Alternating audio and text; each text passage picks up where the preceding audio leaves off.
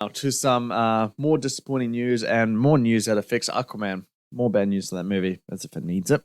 So yeah, we all know that the SAG-AFTRA delays are going on right now. Well, not delays, just the strikes are happening, and it's going to impact movies. Production is halted on, a lot of movies coming out next year in 2025.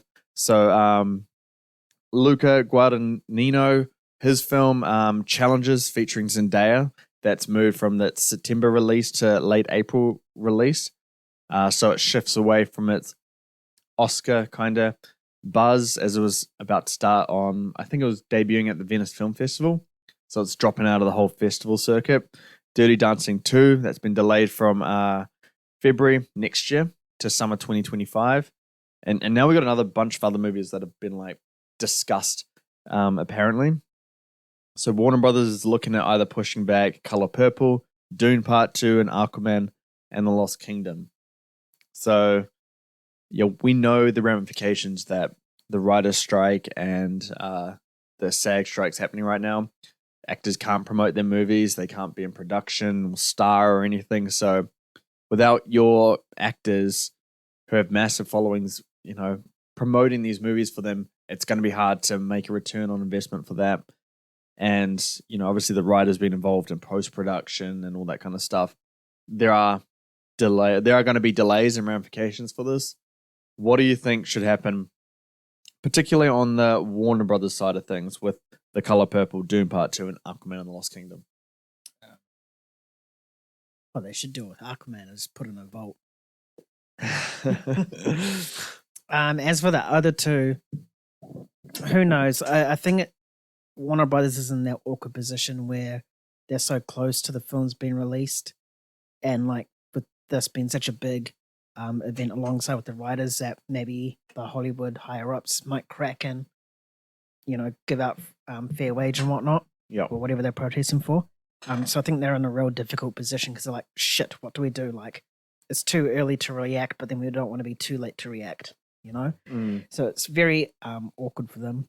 I feel they should probably just stick to their guns. Pray it gets resolved. If it doesn't, then they can look at delaying or just sticking to it and just, I don't know, not having any premieres for it, just having it drop. Yeah. I think. But yeah, they're in a difficult place right now. Surprised Marvel hasn't tried to delay the Marvels or anything like that in any of their properties. Well, we haven't heard anything yet. Yeah. I think the Marvels will stick. They just released a trailer. Yeah. Deadpool would be delayed because that was in the middle of filming. That comes out very soon. And it stopped. So yeah, definitely that's going to be delayed. I wouldn't be surprised if that and Captain America swap again. They stop back again.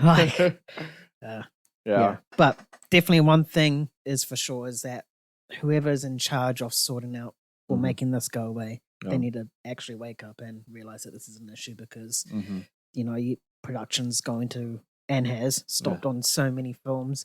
People, producers and studios are delaying their films in support of this, like we saw with The Boys. Yeah, and no doubt more films will come out and back this. If Dune does it, that's probably the next biggest of the year. Yeah, by far, probably the next most anticipated for everyone. So yeah, they need to sort their shit out and realize that this is an actual problem and give writers and actors their dues. Yeah, it's a tough situation. I don't know who budgets first, whether it's the guild, but they got to come to some sort of a deal, and I guess they got to meet in the middle somehow. But yeah, it depends. It really depends on who's going to let their guard down first. With the studios see we need writers on board and we need our actors because we need to make movies to make money, or whether the writers and actors are I'm losing my house, my mortgage, and my family's going hungry, so I need to work or something like that.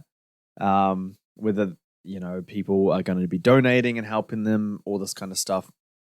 It's really a tough situation. It's really hard for, I think, you and I to really be the judge of that.